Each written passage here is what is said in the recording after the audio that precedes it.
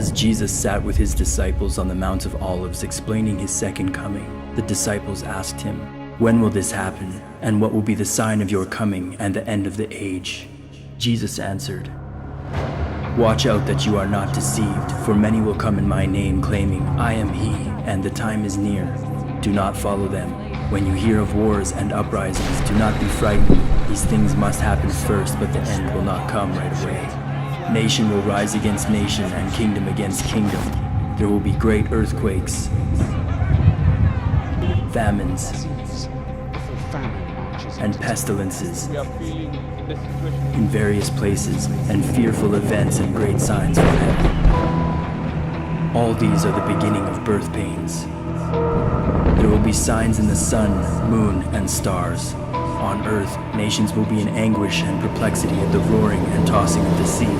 People will faint from terror, apprehensive of what is coming on the world, for the heavenly bodies will be shaken. At that time they will see the Son of Man coming in a cloud with power and great glory. When these things begin to take place, stand up and lift up your heads, because your redemption is drawing near." Immediately after the distress of those days, the sun will be darkened, and the moon will not give its light. The stars will fall from the sky, and the heavenly bodies will be shaken. Then will appear the sign of the Son of Man in heaven, and all the peoples of the earth will mourn when they see the Son of Man coming on the clouds of heaven with power and great glory.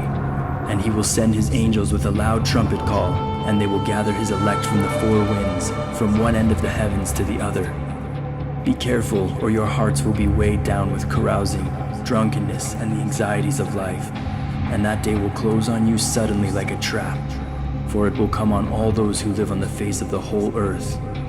Be always on the watch, and pray that you may be able to escape all that is about to happen, and that you may be able to stand before the Son of Man.